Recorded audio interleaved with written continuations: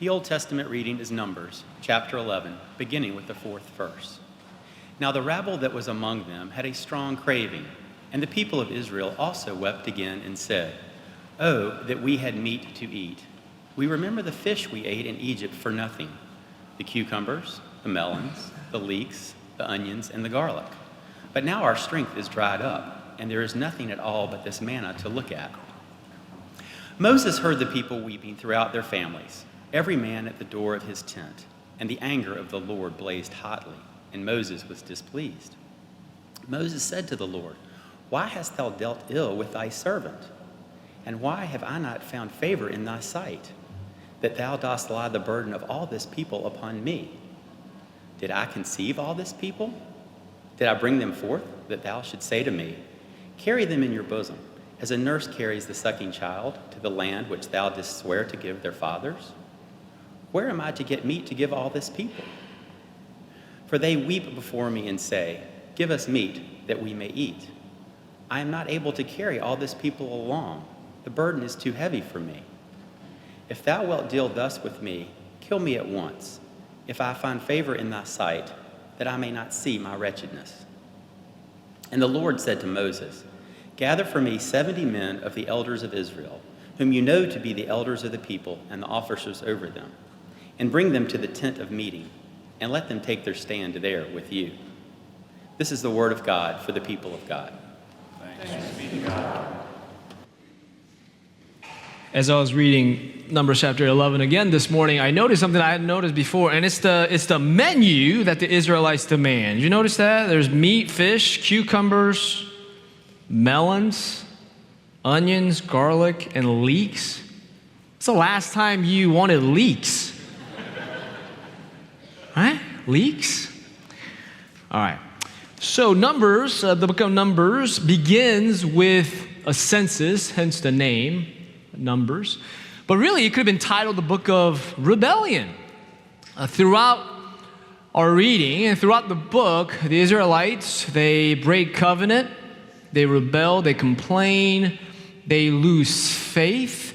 They even cry out to go back to the very place that they were delivered from, back to Egypt. And by the time we come across our reading today with Moses, this is what he has to say.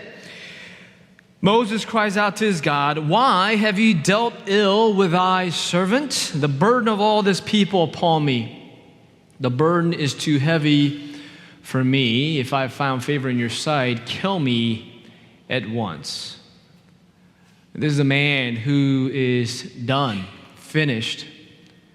He's so, as the young people, I don't know if they still say this, but he's so over it.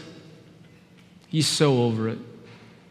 Moses joins a long line of prophets, messengers, servants of the Lord, like that of Jonah, Joshua, Elijah.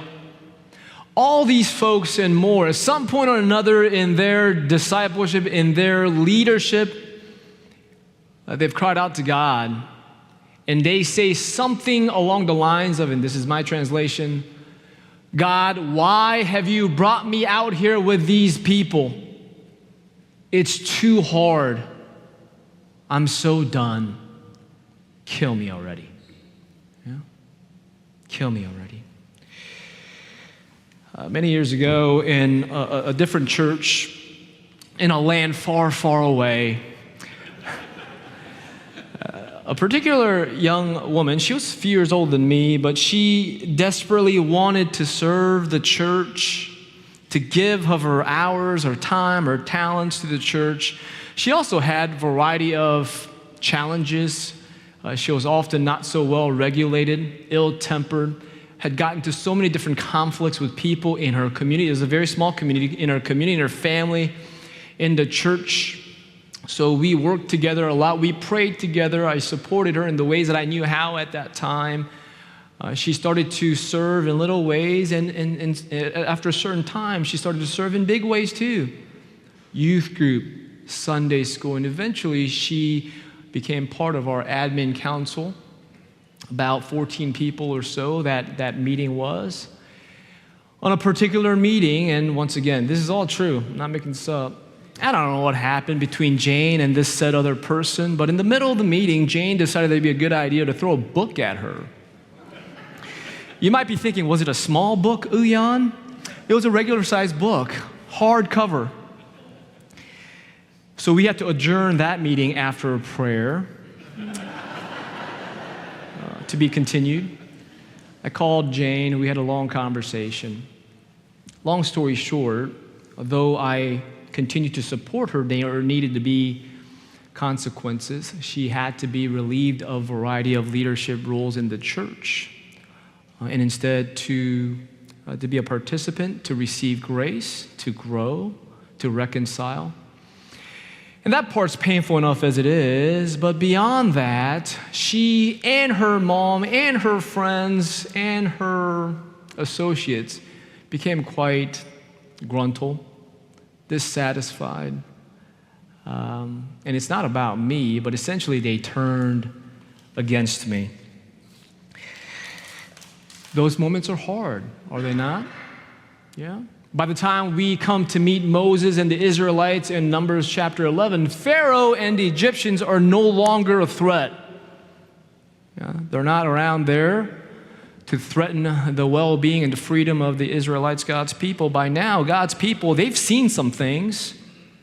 They've seen God's triumph over Pharaoh and his army. God's people have witnessed to God's mighty acts of power in the splitting of the Red Sea. They've witnessed to God's great provision in the wilderness, in the desert. Exodus 15 and 17, there's water that God provides. Exodus chapter 16, there's that manna and mercy. Upon their hunger, God provides manna from the heavens. But even after all these things, we read that they have cravings. They have cravings. And their desires differ from the abundant goodness of God. God gave God's people what they needed, and now they're demanding their cravings. They want meat. Manna is not enough. They want meat and leeks, but mostly meat. Yeah? Moses says, where am I to find meat for all these people? These very words will echo later on in the gospel lessons in the stories of the feeding of the multitudes, right? The disciple says, where can we find food to satisfy all these people? People complain. God is angry. Moses is frustrated. So he vents before God. Who can blame him? We can relate to this, can we not? Whether it be in the context of any set formal leadership, but we can relate to this in all different kinds of levels. In our homes, with our friends, with our family, within our workplaces, even in the life of our church. When we serve, when we sacrifice in the name of the other for their well-being. Yet there are times when seemingly the very people whom we are for, they turn against us. They turn against one another despite having witnessed, having seen the goodness of God, the workings of God, and the presence of God. There's nothing more heartbreaking. Walt Kelly, he had a very famous comic strip, and this particular one, Pogo, is from 1970, and a little political satire. It was hearkening back to what was said back in early 1800s, and it has lasted through the test of time. And the character says in that comic strip, we have met the enemy, and he is us. We have met the enemy, and he is us. In our modern times, I think we would definitively label Moses that we find to be true in Numbers 11 as somebody who is burned out. We call it burnout. He's burned out from his work, his leadership, his discipleship. Let's talk about burnout in the works that we do for a moment. I think it's common to believe, and it's not entirely wrong, there's just more to it. It's common to believe that many of us burn out from work because we work so many hours. I'm sure there's truth to that, but that's not necessarily completely true, is it? I know plenty of lazy people who burn out. They actually burn out more often. I've worked 80, in certain seasons of my life, I've worked 80, 90, 100 hours a week, and I never felt more energized, I never felt more alive.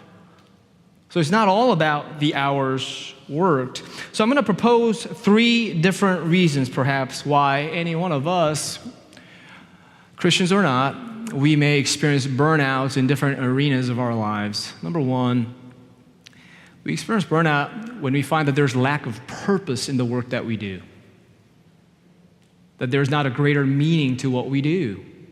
Then it doesn't matter how many hours we work, we burn out. Secondly, we burn out when the results are different than what we expected. We don't regret the work per se, but we lament the results. And we burn out. And lastly, we burn out when we are going about it all alone. And that's what Moses is doing. He's going about it alone. Any work that is worth doing, we cannot do alone. It's cliche to say that leadership can be a lonely place, but no one can lead alone, not too well, and for not too long. Moses, as extraordinary as he is as a leader, he's carrying the burden of all of these people onto himself, and no one can truly do that. Not well. And not for long. Rosabeth Moth Cantor from Harvard Business School, she wrote in her book, Confidence, this is what she writes: leadership is not about the leader. It is about how he or she builds the confidence of everyone else. Confidence in Latin is having faith together. So a leader must have faith in his or her people, to inspire them to have faith together.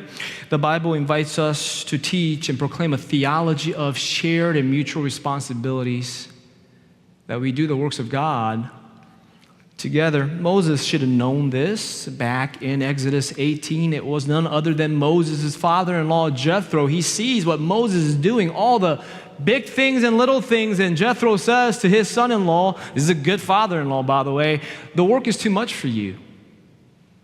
You can't possibly do all this. Deviate up. Delegate. Jethro is the one who first shows Moses what it looks like to have shared leadership. And here in Numbers chapter 11, the Lord speaks to Moses upon seeing what's going on in Moses with God's people. Find 70 elders in your camp. Share responsibility. Delegate. Journey onward together. Even Jesus called the 12. So Moses is interesting. If we read through the gospel narratives, Moses' name is mentioned approximately like 87 times in ways of what he represents. In large part to his leadership, Jesus is often compared to Moses. But Moses, in so many ways, can be seen as an example of a failed leader. He's constantly under attack from the very people that he's leading. So much so that he's literally telling his God, just end it now, I'm done. I got nothing left to give. He's a burnout from time to time. Moses never enters the promised land. He never crosses the finish line. Yet when it comes to leadership, Moses, he stands apart. So many other leaders stands on the shoulders of Moses.